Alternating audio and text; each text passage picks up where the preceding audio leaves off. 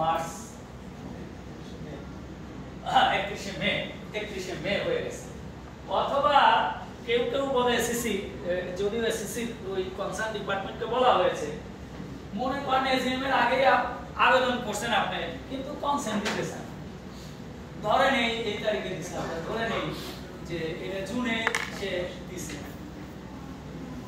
6 কত 5 এই তারিখে দিচ্ছে, আর এজিএম হয়ে এই তারিখে যেহেতু দিচ্ছে হলো কি কনসেপ্ট, বা আরো ধরেন এখানে দিচ্ছে, এখানেই দিচ্ছে বললাম আমরা, এরকম 20 তারিখে দিয়েছে, এজিএম হয়ে গেছে কত 30 জুন কত 2025। আপনি চাইছিলেন যে এজিএম এর আগে এটা আনলে অ্যাপয়েন্টমেন্ট দিলে অ্যাপ্রুভ করে ফেলবেন, এজিএম হয়ে গেছে, ভয় পাওয়ার কোনো কারণ নেই, হয়ে গেছে, শেষ, কোনো সমস্যা নেই। নেক্সট এজিএম যখন আসবে তখন দিলেন। আপনার কাজ হলো আপনি দিবেন কনসেপ্ট পেলে অ্যাপয়েন্টমেন্ট দিয়ে কাজ শুরু করবে, এরপরে এজিএম নিয়ে এত চিন্তা ভাবনা এত দৌড় যাবে দরকার, পাইলে অ্যাপয়েন্টমেন্ট দিয়ে দিবেন, এরপরে এজিএম যখন আসবে ওই এজিএম এ তার অ্যাপ্রুভাল দিয়ে হয়ে যাবে।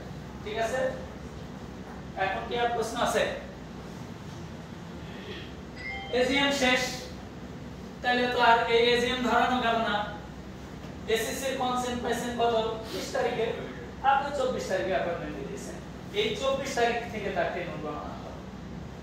আর যদি বাংলাদেশ ব্যাংক অনেক সময় ডেট দিয়ে দেয়, তাহলে ওই ডেট থেকে গণনা করতে হবে। আমি আগে বলছি, ও ডেট দিয়ে দেয় যে অত তারিখ থেকে তার কি এই কার্যকর হবে, ওই ডেট যদি দিয়ে দেয় তাহলে ওই ডেট থেকে গুনবে। ওটা আপনার অ্যাপয়েন্টমেন্ট লেটারেও বলে দেওয়া হবে, অ্যাপয়েন্টমেন্ট লেটারে ওই ডেটটা বলে দেওয়া হবে, ওই ডেট থেকে গণনা করতে হবে। তাহলে এরপরে এজিএম ধরেন আবার আগামী বছর আসবে, ধরেন 31শে মার্চ বা 31শে মে 2026, ওই ডেটে যে তার কি করবেন, এই এজেন্ডাটা নিয়ে যাবেন। আপনি অ্যাপয়েন্টমেন্ট আজকে দিতে কিন্তু যাবেন ওইখানে, কোনো সমস্যা নেই। ওকে,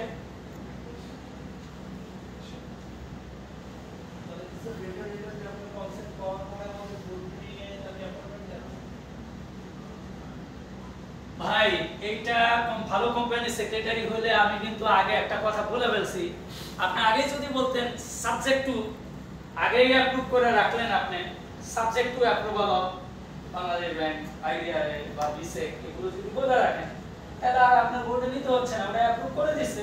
এসএসসি কনসেন্ট পাওয়ার পরে আপনি অ্যাপয়েন্টমেন্ট লেটার দিবেন, আমি ডেটটা গণনা করতে বলছি কোথা থেকে, এটা প্রুডেন্সি অফ দা কোম্পানি সেক্রেটারি, কিভাবে ডিসিশনটা আপনি নিয়ে আসবেন, দুইবারও নিতে পারেন, কোনো সমস্যা আমি দেখি না। আবার আসলেন, কনসেন্ট পাওয়া গেছে, বোর্ডের অ্যাপ্রুভাল নিয়ে দিয়ে দিবেন। দুইটা বোর্ড মিটিং এ আপনি নিতে পারেন, আমি তো বাধা দেখছি না, আপনি আবার ভালো এই হলে আপনি ডিসিশনটা আগেই নিয়ে রাখবেন, একটা দিয়েই করতে পারেন, সম্ভব কিনা সম্ভব। এটা আপনারা অনেকেই আমার চাইতে আরো বেশি যারা কোম্পানি সেক্রেটারি প্র্যাকটিক্যালি কাজ করেন, তারা এই মিনিটসটা কিভাবে লিখবেন এটা আপনাদের উপরে নির্ভর করে। এটা